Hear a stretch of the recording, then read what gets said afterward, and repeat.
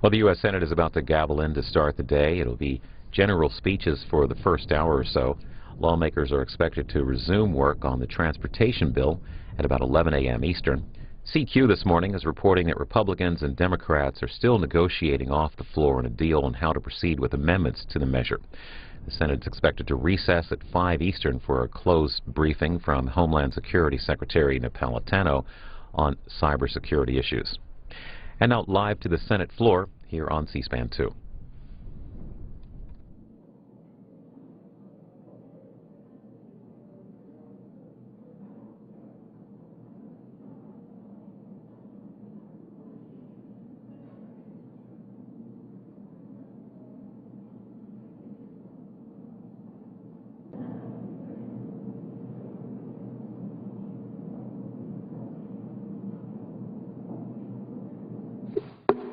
The Senate will come to order. The chaplain, Dr. Barry Black, will lead the Senate in prayer.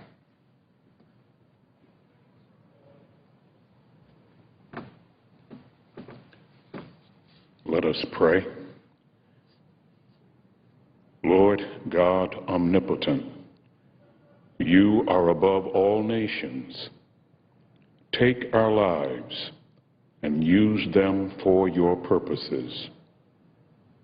Cleanse our hearts, forgive our sins, and amend our ways as your transforming grace changes our lives.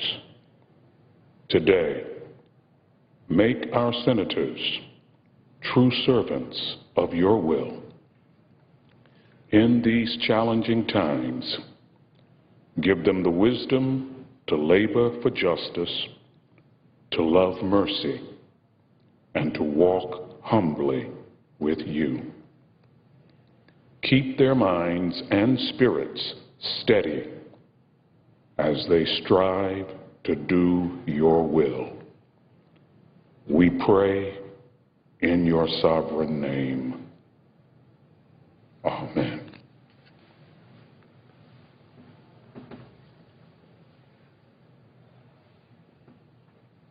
Please join me in reciting the Pledge of Allegiance. I pledge allegiance to the flag of the United States of America and to the republic for which it stands, one nation, under God, indivisible, with liberty and justice for all.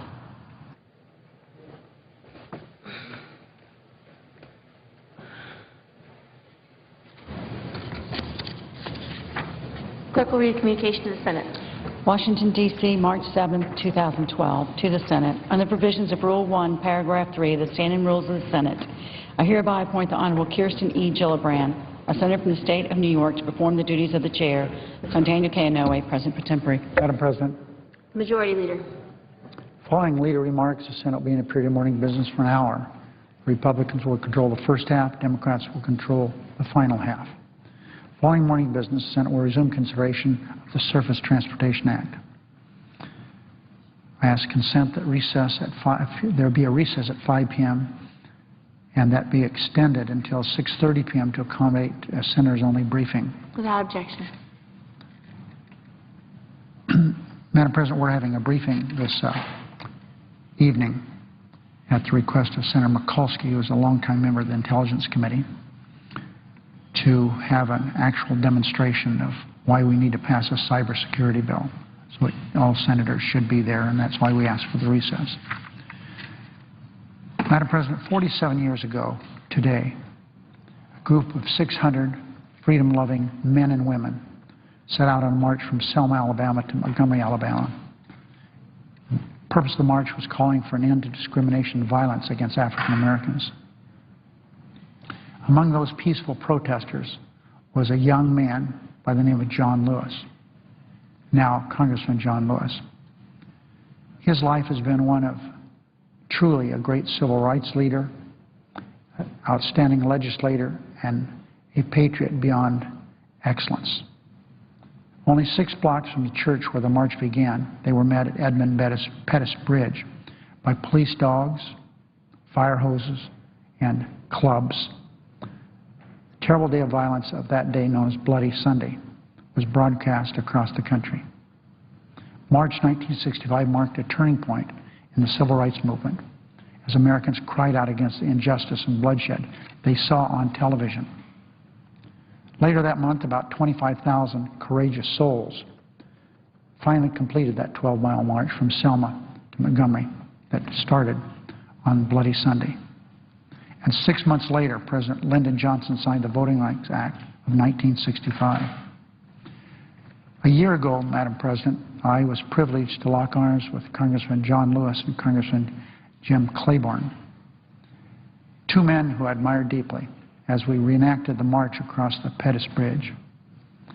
It was really a humbling experience, as John Lewis, with throngs of people, but we were together and explaining to me what he remembered from that day. As we were starting up the bridge, there was a drugstore that doesn't exist anymore, but a lot of whites were gathered there, and they were, of course, up to mischief. And John Lewis had on his back, backpacks were not very familiar in those days, but he had a little backpack on his back, and he had a book. He thought he perhaps would be arrested, and as he had been many times, and he'd have something to read while he was in jail. He had a book and an apple in that backpack. But of course, he was beaten very, very badly, and no one will ever know what happened to the backpack and the apple and the book. It was really a humbling experience, I repeat, one that I will never forget. And on this day, I think we should all pause to think. While we have come a long ways, we have a long ways to go to make sure that we have civil rights for everyone in America. Madam President, we were disappointed, as I indicated yesterday, in being able not to invoke cloture on this highway bill. I was satisfied yesterday that the Speaker of the House indicated that he thought the best thing to do, at least as I read the reports, would be to take the Senate version of a bill, if we can figure out a way to pass one, and that they would use that as he would bring it to the floor for a vote. I hope that's the case. The press doesn't always get things right, but perhaps, I hope in this case they did. Sir McConnell's staff and my staff are exchanging paper as we speak, and I hope that we can work our way through this bill. I think it's unfortunate that we're going to have votes on a number of amendments that have nothing to do with this underlying piece of legislation. And this is one thing that the American people really don't like. In our town hall meetings, just our visitations with people throughout the state, I've come to the realization that they hate these so-called, what they call riders, things that have nothing to do with bills. Senate rules allow them in most instances. And so if it takes this to get this bill done, then we'll have to move forward in that way. I hope we can do that. As I said, we're going to exchange paper, and I hope that both sides will react positively. I'm confident that we will over here, and I hope we can work something out.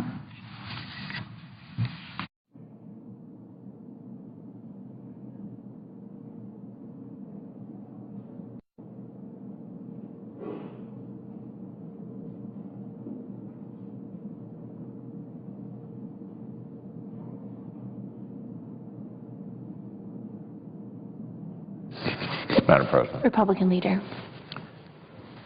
Last week I came to the Senate floor to speak out on an issue that's on the minds of a lot of Americans these days, the rising cost of gas at the pump, and how the administration's policies are actually making matters worse. The President may try to take credit for production gains that are entirely the work of others, but more to the point is the fact that production is up on private lands and down on federal lands.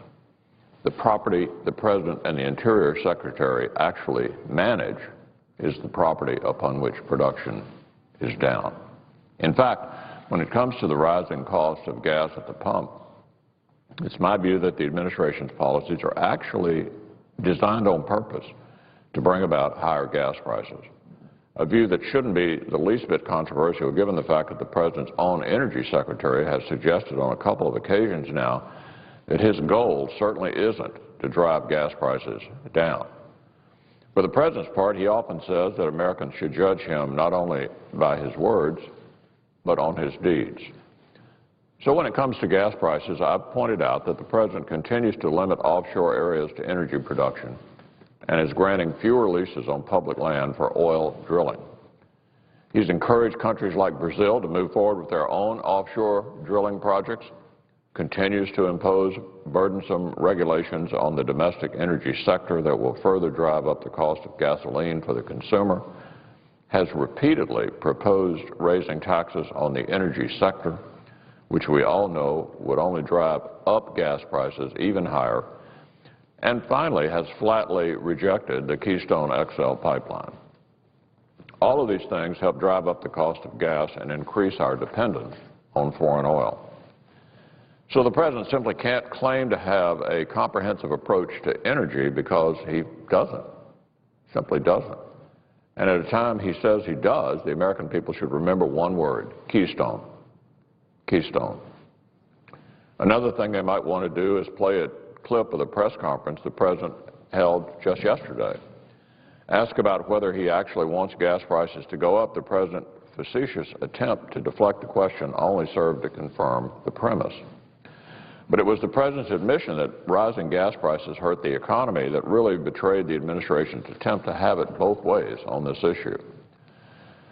Because if higher gas prices hurt the economy, then why in the world is the administration calling for higher taxes on energy manufacturers? We know these taxes would drive up the price at the pump and send jobs overseas. The Congressional Research Service said that. If the President wants to drive prices down, he should stop calling for these increases in taxes. Look, if the President wants Americans to think he's serious about lowering gas prices, he's got to do more than simply say that no president, and this is what he said yesterday, no president would want higher gas prices in an election year. No president would want higher gas prices in an election year. Well, what about other years? Would they want them in other years? It's only in election years that it's a problem. He's got to get serious about changing his policies. And he might want to consider an energy secretary that's more committed to helping the American people than in helping the administration's buddies in the solar business. And that brings me to a larger point. The President likes to talk a lot about fairness. We've heard a lot about fairness.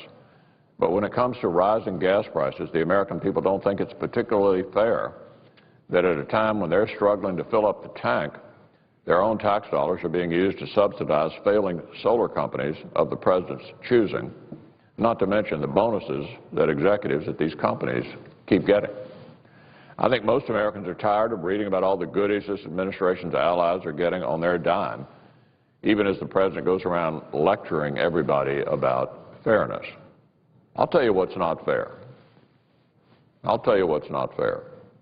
What's not fair is that it costs about $40 more to fill up a 20-gallon tank of gasoline than it did when this President took office. That's not fair. And yet this administration continues to pursue policies that would make it even worse. Earlier this year, the White House launched a campaign in support of the payroll tax holiday, asking Americans what $40 a month would mean to them. Yet now, when it comes to gas prices, they're doubling down on policies that are taking away that $40 a month given by the payroll tax holiday to fill up the gas tank. Once again, they're trying to have it both ways, and frankly, the American people have had it. Now, Madam President, on another issue, I want to pay tribute today to a friend of many decades, a Kentuckian who is a hero to many and a personal hero of mine for his work on behalf of children that has had a national impact. In his 28 years of service with the National Center for Missing and Exploited Children, John Rabin has saved literally thousands of lives and averted tragedy for thousands of families. As the very first employee of the National Center since its creation back in 1984, He has been the heart and the soul of that organization, and his dedication and passion for the issue will continue to shape the National Center long after he leaves it. Quite frankly, for John, saving children was not just a job, it was his mission. And that is why it is such a blow that after 28 years of service, John Rabin will retire from his work at the National Center for Missing and Exploited Children this Friday, March the 9th. I cannot say enough how much this man will be missed. Now, John and I have a history that stretches back almost 4 decades, dating to his time as a social worker in Jefferson County, Kentucky. Of course, Jefferson County contains the city of Louisville, which is my hometown, and in the late 1970s and early 80s, I served as the judge executive for Jefferson County. What that is, Madam Chairman, is from New York. It's like the county executive of the county. It was in this capacity that I first met and got to know John Rabin. John earned his bachelor's degree from Mercer University in Macon, Georgia, and his Master of Science in Social Work from the University of Louisville. Now, as a social worker, John managed the company's group home for kids and was one of the first in town to identify the growing crisis of child abduction and sexual exploitation. Working in those foster homes, John saw the problem firsthand and saw what local police and social services were not seeing. He saw that information between social service workers and law enforcement wasn't being shared as it should have been. He realized a lot more could be done. So John, along with a friend and fellow social worker, Carrie Rice, approached Ernie Allen, who at the time was the director of the Louisville-Jefferson County Crime Commission. Ernie is, of course, now known as the director and CEO of the National Center for Missing and Exploited Children, which he helped build alongside John. But way back then, the issue of missing and exploited kids had yet to receive the national focus that it deserved. It was John who proposed to Ernie that the county create a special unit bridging the traditional barriers between social services and law enforcement to try to combat this serious problem. They came to me as the CEO of the county with this idea, and together we created what I believe to be the first police social services team in the nation dedicating to working child abduction and sexual exploitation cases. Eventually, we created Jefferson County's first exploited and missing child unit with John as its manager. Almost immediately, under John's leadership, the unit began to solve cases, rescue victims, and put some very good news on the front pages. John became famous nationwide as a leading expert on missing and exploited child cases.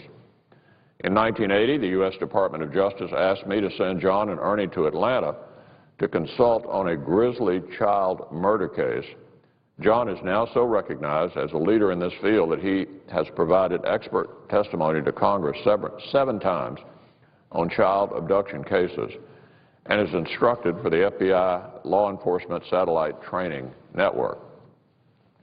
John has provided consultation at nearly 1,000 hospitals and for over 62,000 personnel in America, Canada, and the United Kingdom on the abductions of newborns in hospitals.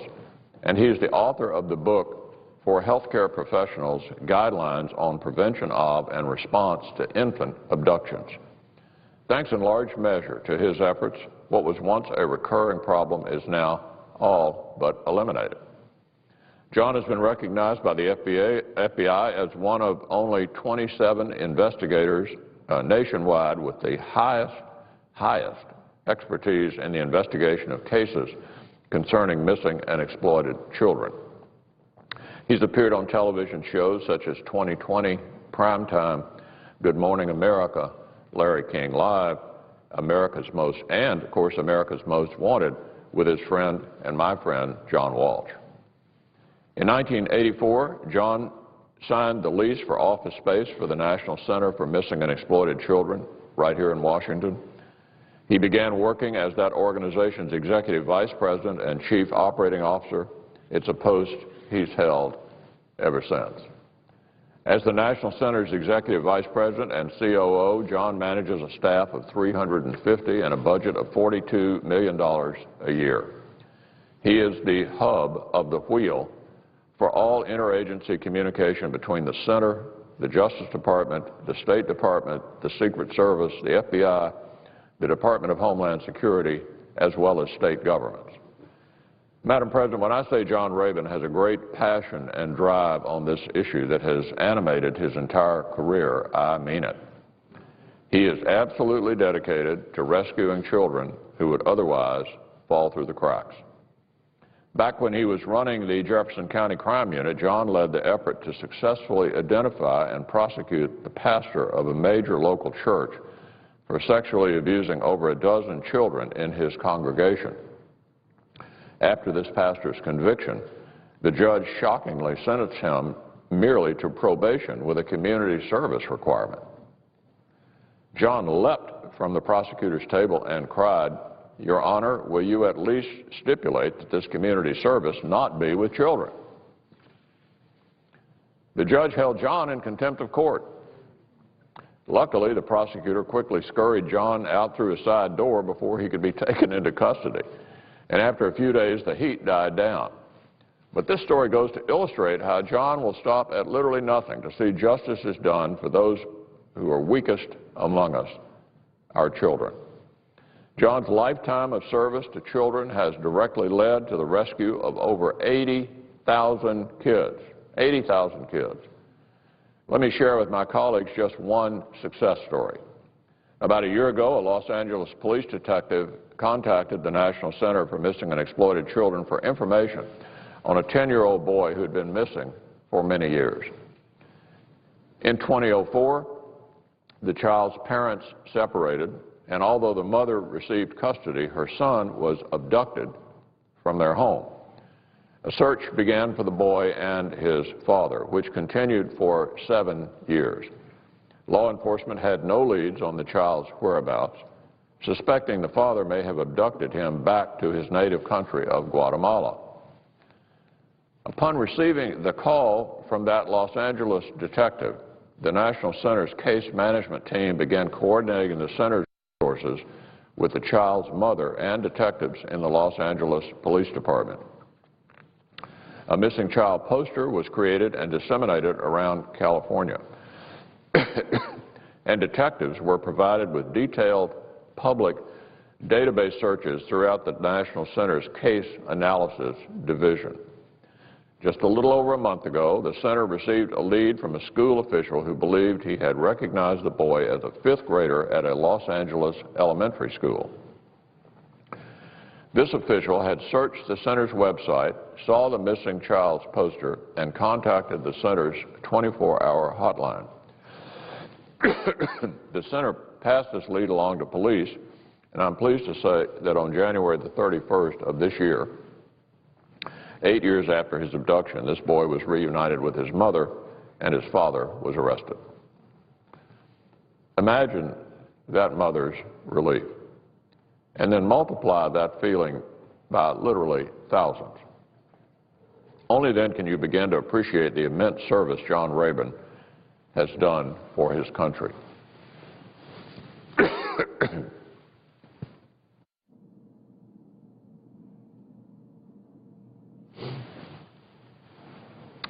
So that's why we're all going to miss John so much. No one can say he could have done more. However, neither could anyone say his retirement is not extremely well deserved.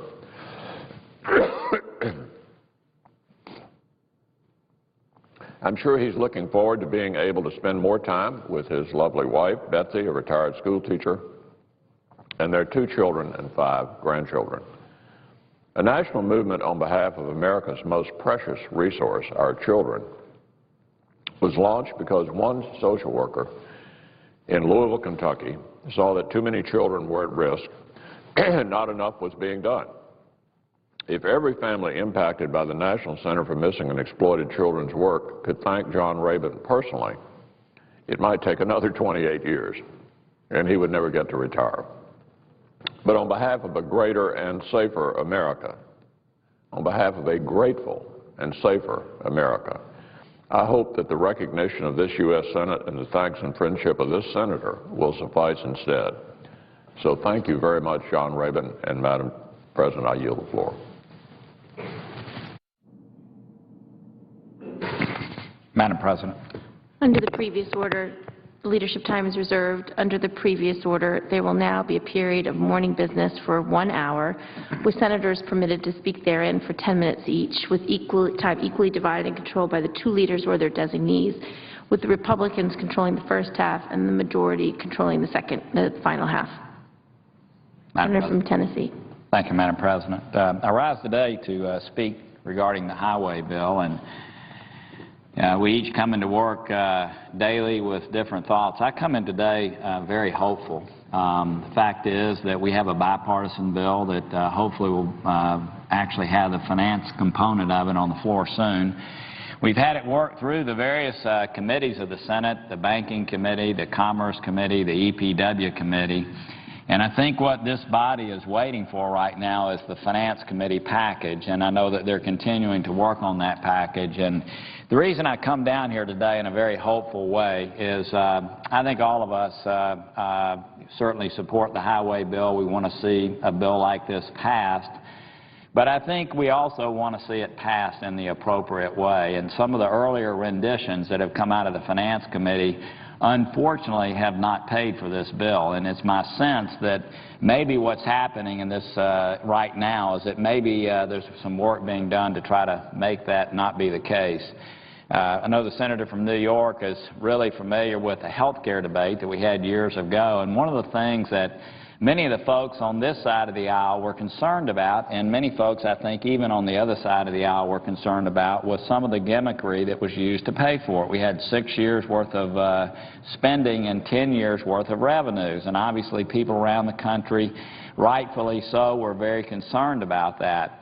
What we've ended up having at present anyway with this highway bill is something that's even worse than that. We have 2 years worth of spending and 10 years worth of revenues to pay for it, and everybody in this body knows that there's no family in New York and no family in Tennessee that could possibly could survive under that scenario. So, Madam President, I had an op-ed that was published this morning in the Washington Post talking about the fact that we've had so many bipartisan efforts here to try to deal with deficit reduction. We had the Bowles-Simpson report that came out. We had 64 senators, 32 on each side of the aisle, that wrote a letter to the President to encourage him to really embrace deficit reduction and pro-growth tax reform. We had another group of folks who got involved in something called Go Big, and the whole focus was to deal with the fiscal issues of this country. What I fear is happening right now, though, and again, I come in somewhat hopeful this morning, but what I fear is happening is because this highway bill is so popular that members of both sides of the aisle are willing to kick the can down the road in an area where we could, in a bipartisan way, really address deficit reduction and really get the highway bill on a spend-as-you-go basis, meaning that you pay for it as you go.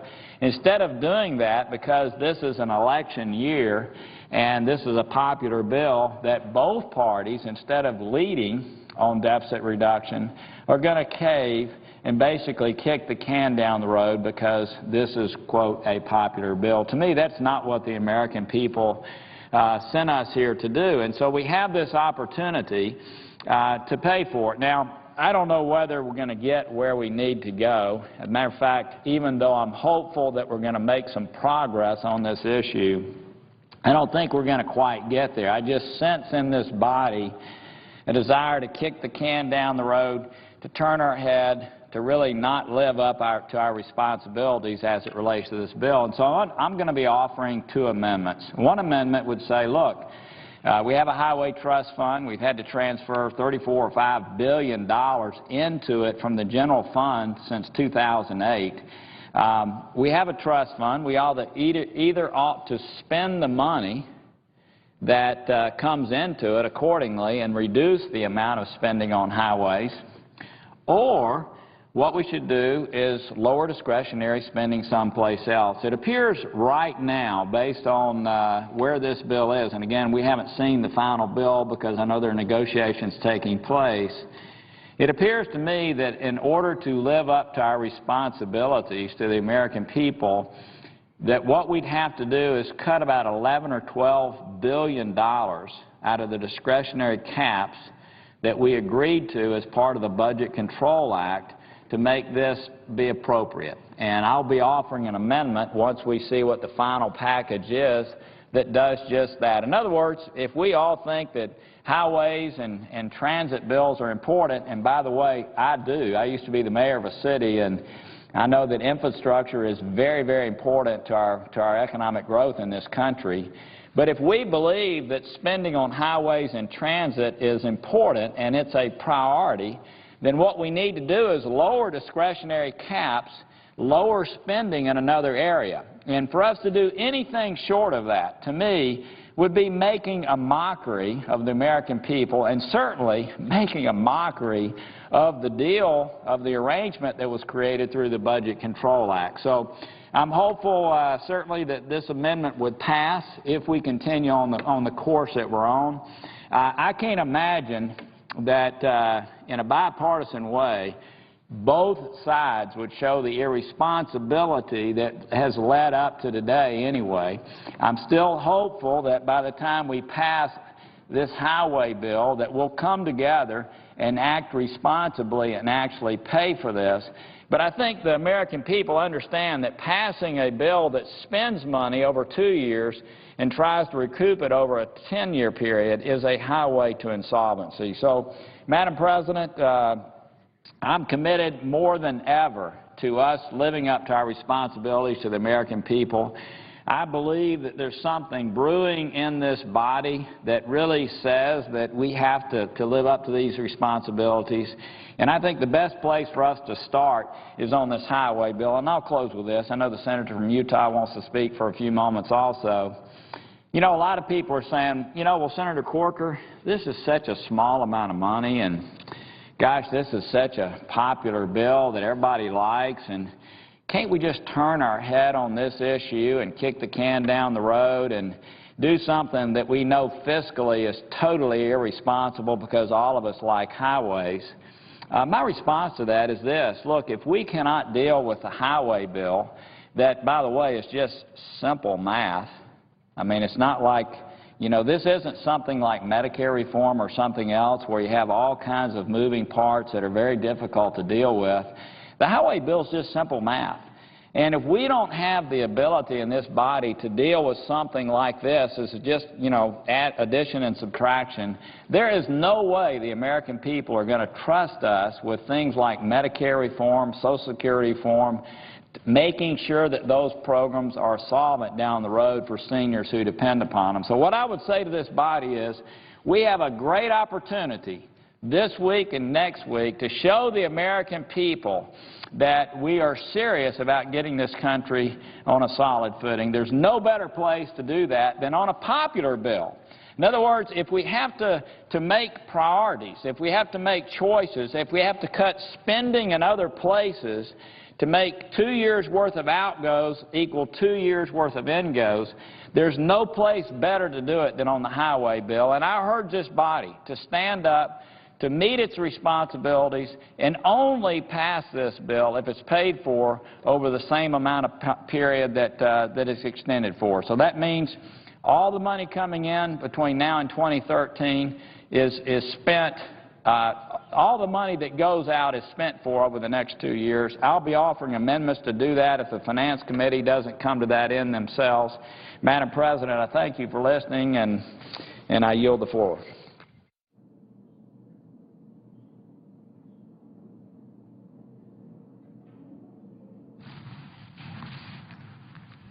Madam President. Senator from Utah. Madam President, the American people need help because the American people are suffering at the gas pump. With the national average price for gasoline up at around $3.75 per gallon, representing an increase of about 40 cents from a year ago and about 20 cents from just 1 month ago, citizens really are suffering and they need relief.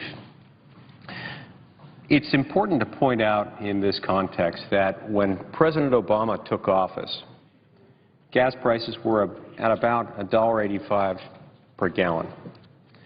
Now that they're up to about $3.75 per gallon, we can see a steady increase. Over this 38-month period of time of his presidency so far, gasoline prices have risen on an average of about 5 cents per gallon per month. This is staggering when you think about the fact that if he's reelected, so if he serves out the rest of this term and is reelected, that's a total of an additional 58 months. With that increase, gas prices will be up at around $6.60 per gallon. This is a lot of money. It's staggering, and it affects everything we do, not just from the miles that we drive, but also to the products that we buy at the grocery store. Everything gets more expensive when our fuel that we use to transport ourselves and our products becomes more expensive. Now, to some extent, one could suggest that this was not only foreseeable, but it was actually foreseen. And to some, it was considered a desired outcome. Let's consider, for example, that in 2008, Dr. Stephen Chu, who now serves as President Obama's Energy Secretary, said somehow we have to figure out how to boost the price of gasoline to the levels in Europe. Well, Mr. Chu, it looks like we're headed that direction. And if we continue to follow this administration's energy policies, we may get there. As a member of the Senate's Energy and Natural Resources Committee, I was somewhat surprised that as a suggestion was made just a few days ago that there are some who believe that there's no relationship between U.S. production of petroleum and the price of gasoline in the United States. That simply is not true, and it cannot be true. With oil being the input ingredient into gasoline, it is the precursor for gasoline. Anytime you do anything that cuts off or restricts or limits the supply, that's necessarily going to have an impact on the price, and it does. The fact that it's indisputable that there are other factors that also influence the price of gasoline makes it no less true that we do have to produce petroleum here at home, in addition to buying it from other places in order to keep gasoline prices at reasonable levels. We've got to produce more. There are some things that we can do in order to help improve that trend. For example, we could open up ANWR for drilling. We could open up our country's vast federal public lands to development for oil shale. It's a little-known fact that in 3 Rocky Mountain states, a small segment of 3 Rocky Mountain states, Utah, Colorado, and Wyoming, we have an estimated 1.2 trillion barrels of proven recoverable oil reserves locked up in oil shale. Now, 1.2 trillion barrels is a lot of oil. That's comparable to the combined petroleum reserves of the top 10 petroleum-producing countries of the world combined, just in one segment of 3 Rocky Mountain states. And yet, we're not producing it commercially, in part to a very significant degree because that oil shale, especially in my state, in the state of Utah, is overwhelmingly on federal public land. And it's almost impossible to get to it, to produce it commercially on federal public land. We need to change that. We need to create a sensible environmental review process for oil and gas production generally. We need to improve the permitting process for offshore development in the Gulf of Mexico and in other areas.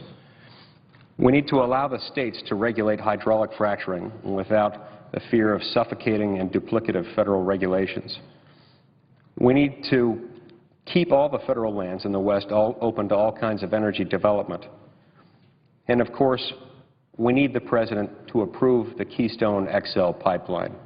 This will contribute substantially to America's energy security and will provide an estimated 20,000 shovel-ready jobs right off the bat.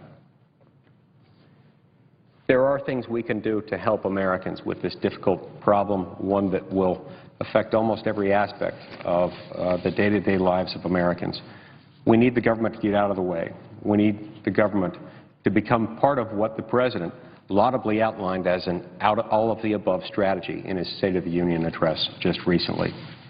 We need to get there. We cannot afford $6.60 per gallon gas, which is exactly where we're headed if we continue to do things, as this administration has done, and has led to an increase in the price of gasoline at a staggering rate of 5 cents per gallon every single month. Now, Madam President, I would like to turn my attention to a different matter. I stand in this moment in opposition to the Railroad Antitrust Amendment offered by my distinguished colleague, Senator Cole, and I urge my fellow senators to do likewise. As the Antitrust Modernization Commission noted in 2007, free market competition is the fundamental economic policy of the United States. In advancing this overarching policy goal, we should be wary of particularized exemptions from our nation's antitrust laws. I know that Senator Cole shares my view in that regard. When properly applied, antitrust laws function to help ensure that market forces promote robust competition, spur innovation, and result in the greatest possible benefit to the American consumer.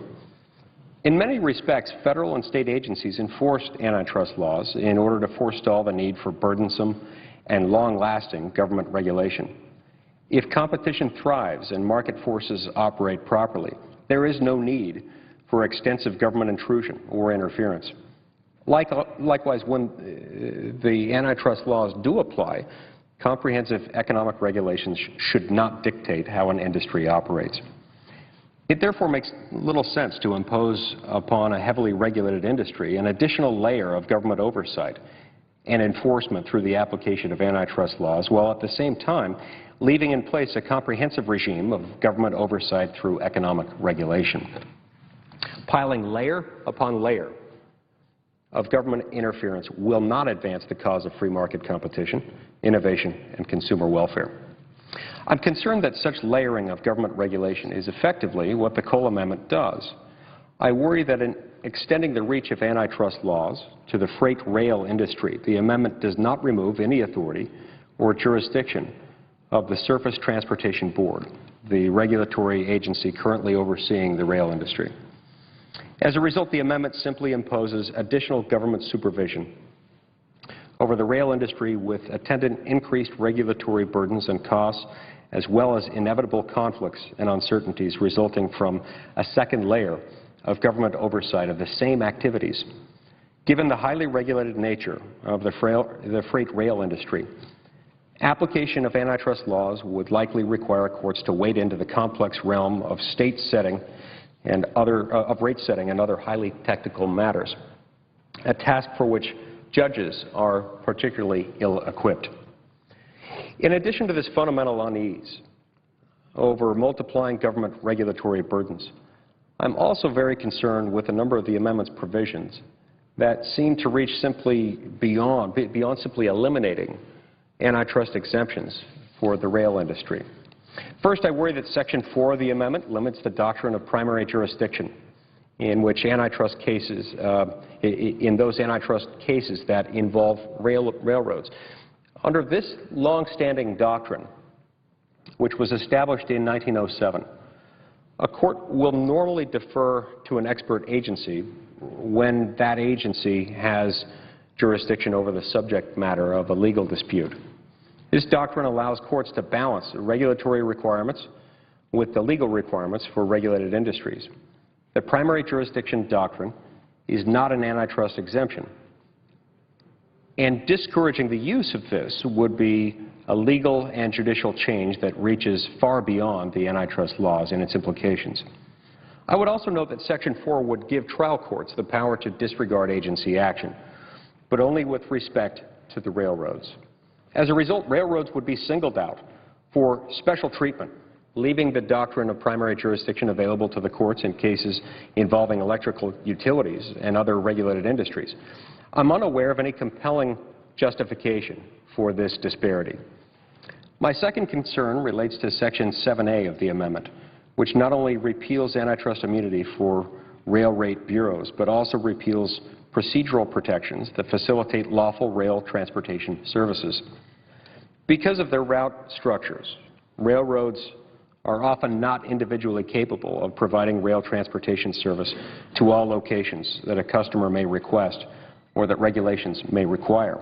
As a result, approximately 40% of all rail traffic is jointly handled by more than one railroad. And while the railroads must work together to provide through service on some routes in order to meet their regulatory obligations and to meet their customers' transportation needs, the railroads compete one with another for freight movements on routes not involving through service, and they're fully subject to the antitrust laws. Current law provides that proof of an antitrust violation may not be inferred from discussions among two or more rail carriers relating to interline movements and rates. In the conference report for the Staggers Rail Act of 1980, Congress explained the need for the evidentiary protections as follows, and I quote, "Because of the requirement that carriers concur in changes to joint rates, carriers must talk to competitors about interline movements in which they interchange. That requirement could falsely lead to conclusions about rate agreements that were lawfully discussed. To prevent such a conclusion, the conference substitute provides procedural protections about lawful discussions and resulting rates." Close quote. These evidentiary protections are not antitrust exemptions. They are designed to avoid prejudicial inferences from discussions the railroads must have in order to implement joint arrangements. I'm unaware of any compelling reason to alter Congress's considered judgment in establishing these procedural protections.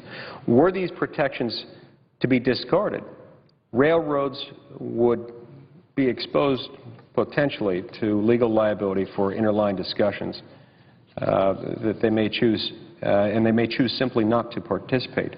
And rail customers would be faced with the burden of having to deal separately with each railroad in a given route in order to work out commercial and service details. Third, and perhaps most critically, I'm concerned that Section 8 of the amendment would effectively lead to retroactive application of antitrust laws, allowing a government agency or private plaintiff to bring a case attacking past railroad activities that were expressly immunized from the antitrust laws in that respect.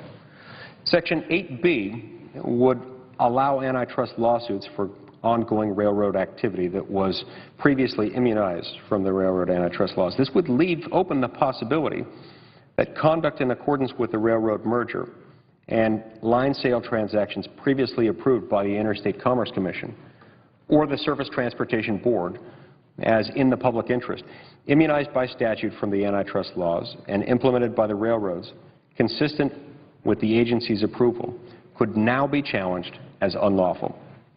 Were this to become law, the impact on the railroad network and its ability to plan and invest to meet our nation's growing transportation needs would be adversely affected in a significant way. In summary, if this amendment eliminated regulatory intervention in the marketplace for rail transportation and left the rail industry subject solely to the antitrust laws, I could perhaps endorse that effort. However, that's not the case here. This amendment increases rather than improves government oversight of the rail industry's activities and, in my view, is inconsistent with the overarching goal of seeking greater competition in the transportation marketplace unfettered by intrusive government regulation. In addition, the amendment goes beyond simply eliminating antitrust exemptions and instead changes long-standing policies and judicial doctrine that are not antitrust law tenets. Last year, when the Judiciary Committee favorably reported S-49, which is the text of Senator Cole's current amendment, I made clear that my support was contingent upon resolving these and other concerns prior to floor consideration. Regrettably, such a resolution did not occur, and I must now oppose the amendment and ask my colleagues in the Senate to do likewise. Thank you, Madam Chair.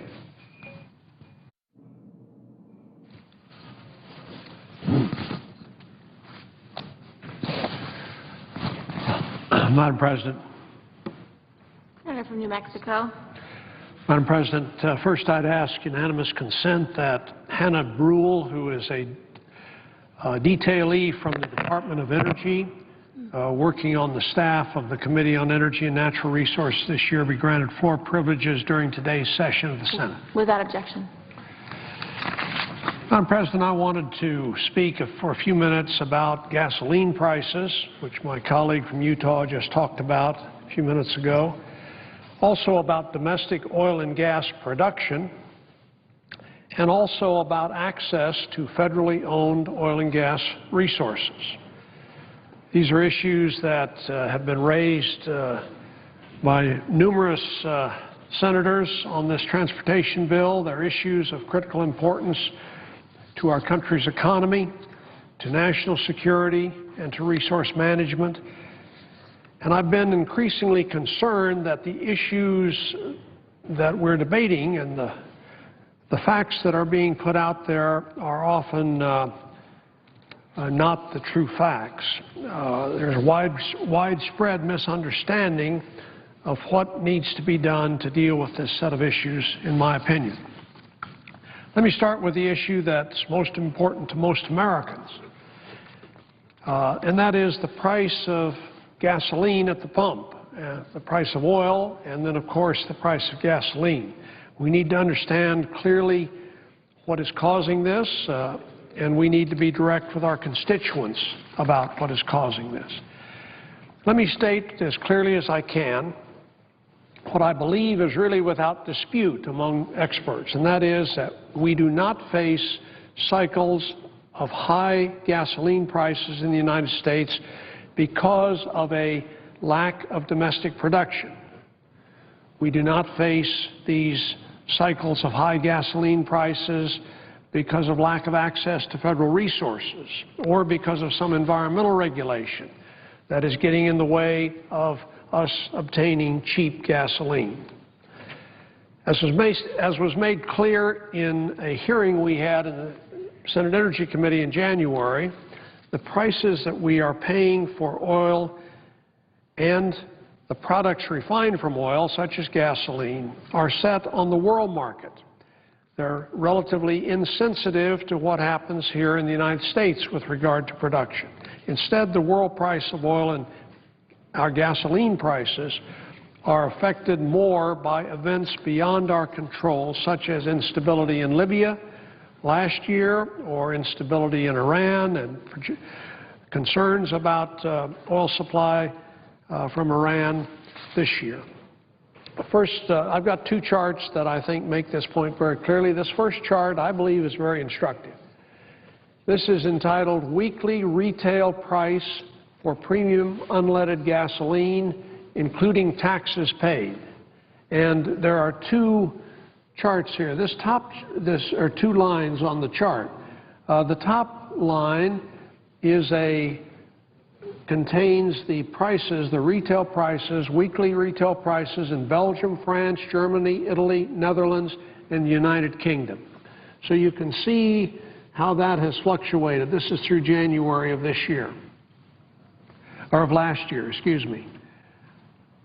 The comparable prices paid in the United States are reflected in this bottom line, and of course that is because we pay much less in taxes than do these other countries.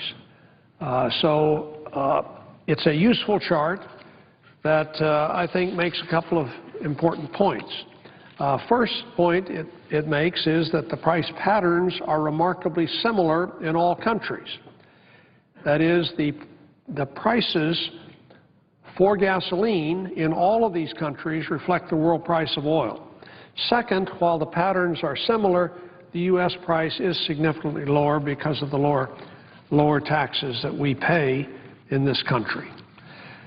The second chart shows U.S. domestic oil production and U.S. gasoline prices between 1990 and 2011. And here the red line is the change in domestic production year over year. The blue line is gasoline prices. And what's striking about the chart is the lack of relationship between the two lines. Even with U.S. production increasing, as it was at some points, oil prices also were increasing, and gasoline prices were increasing.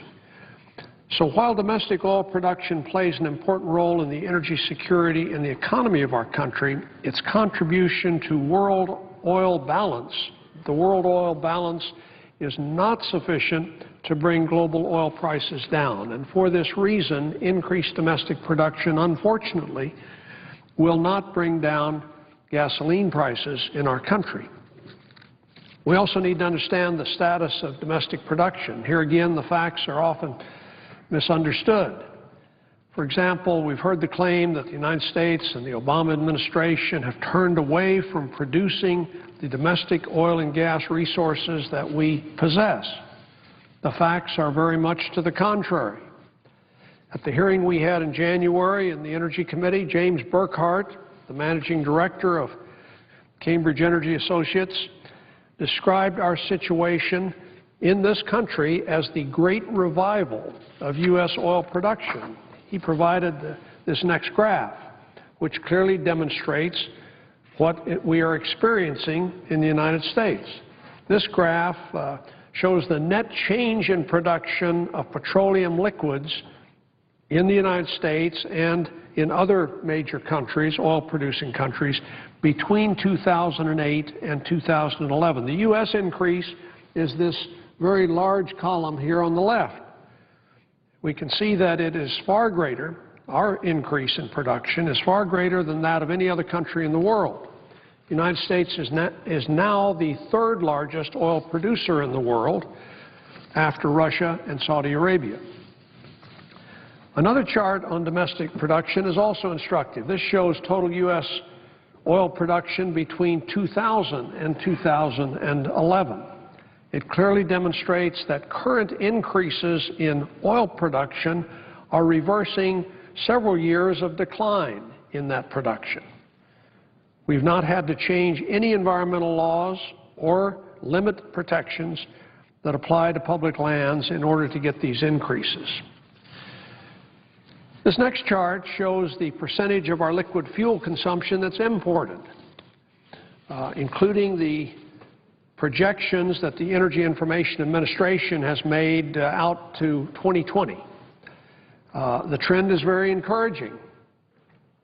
In 2005, we imported almost 60% of the oil that we consume. Now we import about 49% of the oil we consume. The Energy Information Administration projects that these imports will continue to decline to around 38% by 2020. This is an enormous improvement that we would not have thought possible even a few years ago. Now let me say a few words about natural gas, because that is also something which greatly affects utility bills in this country and of course, is very important to our economy. The good news continues as we look at natural gas. This graph shows U.S. natural gas production between 2000 and 2011. As we can see, there's been a dramatic increase in recent years. As we've heard from the International Energy Agency, headquartered in Paris, U.S. gas production grew by more than 7% in 2011.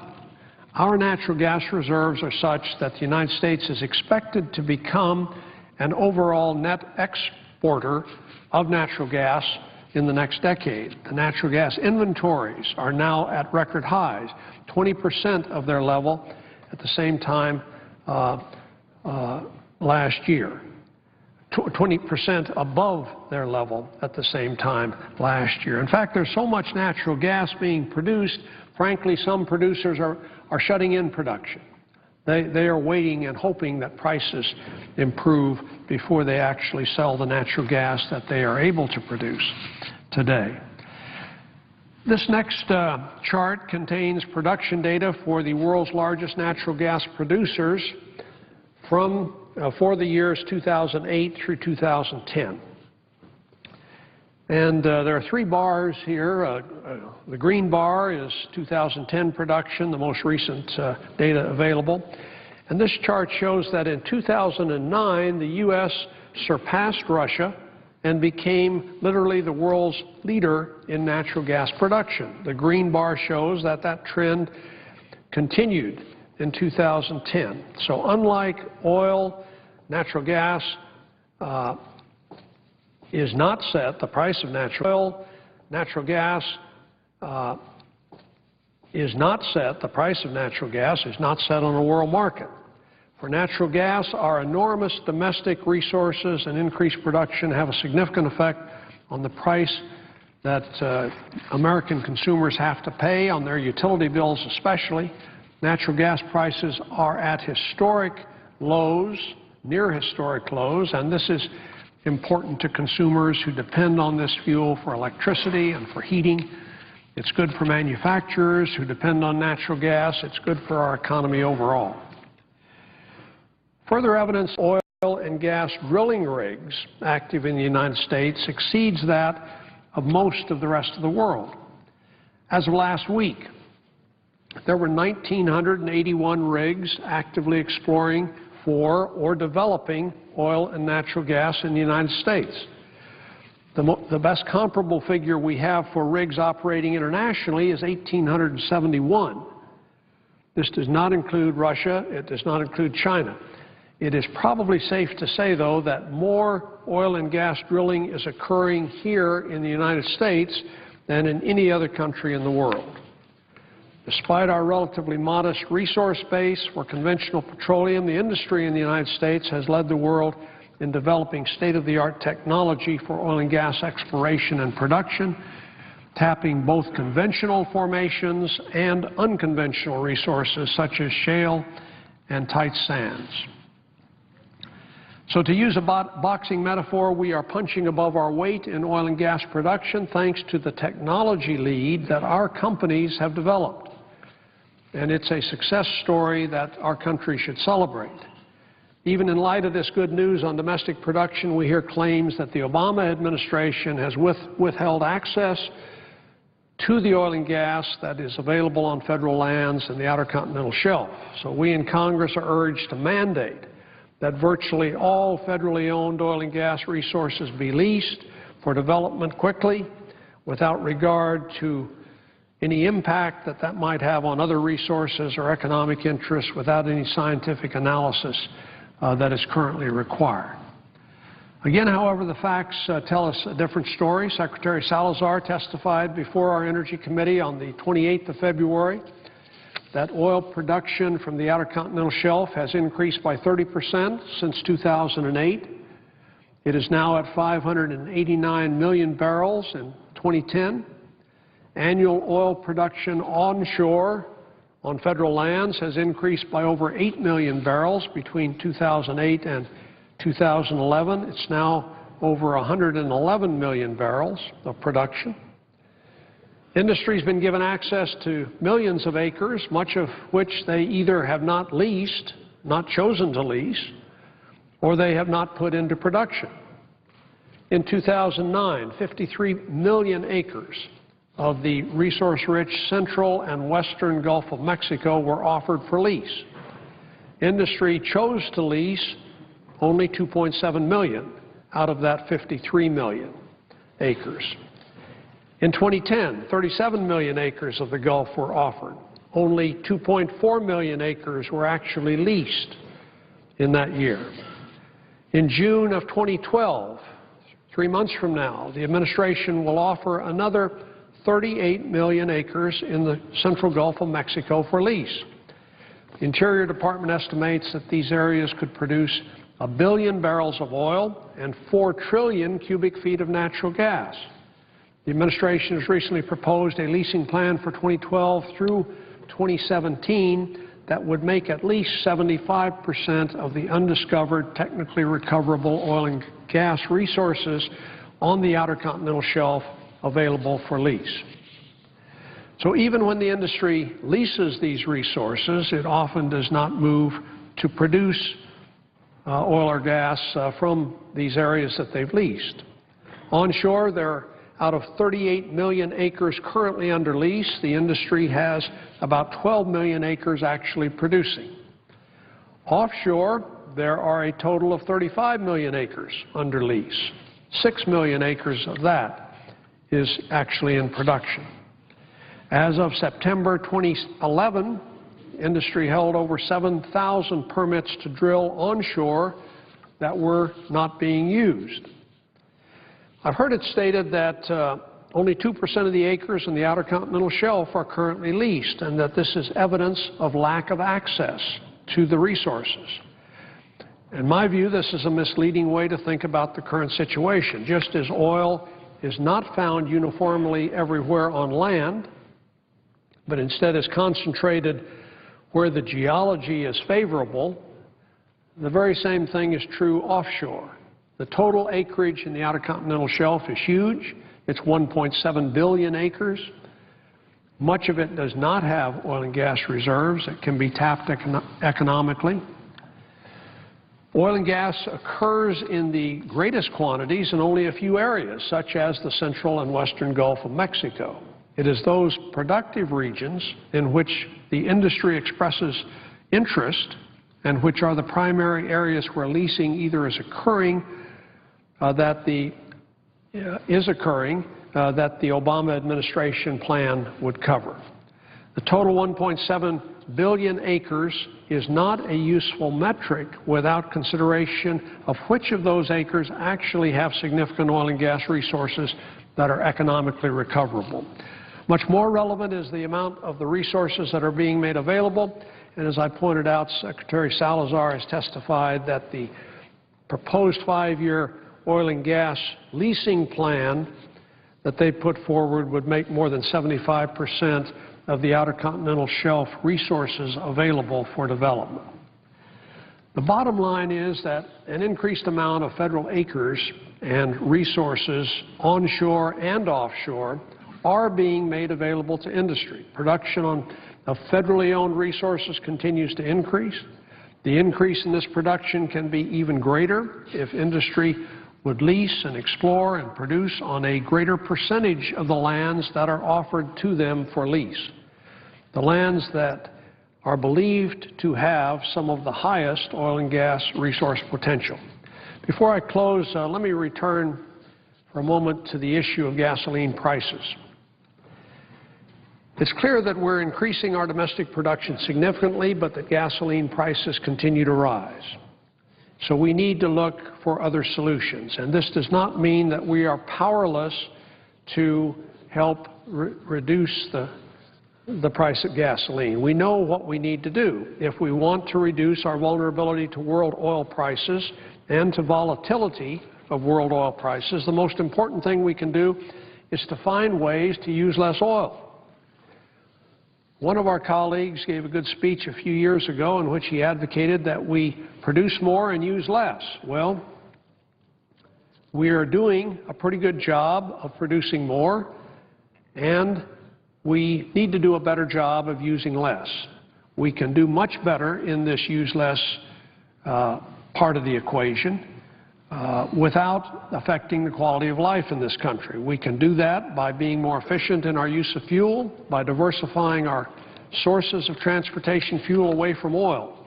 We've taken some first steps along this path, notably in the Energy Independence and Security Act of 2007. It passed the Senate with a strong bipartisan vote. That law required us to make our vehicles more efficient and to shift toward relying more on renewable fuel, and it is working. Demand is down, biofuel use is up, consumers save money on fuel for their vehicles. Our percentage of imported oil has dropped by over 10%. So how do we continue on this path forward toward reducing oil use and dependence? I think there are 3 areas we can focus on. First, we need to enable further expansion of our renewable fuel industry, which is currently facing infrastructure and financing constraints. Second, we need to move forward the timeline for market penetration of electric vehicles. And finally, we need to make sure that we use natural gas vehicles in as many applications as makes sense based on that technology. Every barrel of oil that we are able to displace in the transportation sector and that we therefore do not need to consume makes our economy stronger. Obviously, it also helps our personal pocketbooks. It makes us less vulnerable to the volatility of the current marketplace.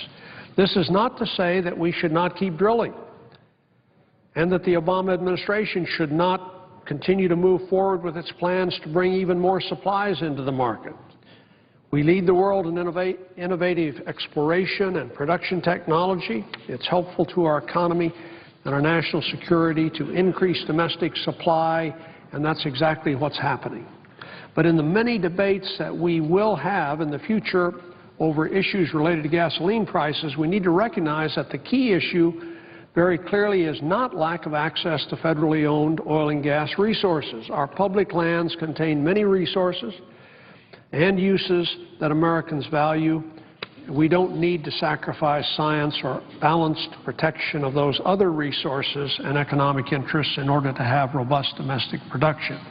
The long-term solution to the challenge of high and volatile oil prices is to continue to reduce our dependence on oil, period. This is a strategic vision that President George W. Bush, who had previously worked in the oil industry, clearly articulated in his State of the Union speech in 2006. We subsequently proved in Congress in 2007, the year after that State of the Union speech, that we have the ability to make significant changes in our energy consumption and that it is possible to mobilize a bipartisan consensus to do that.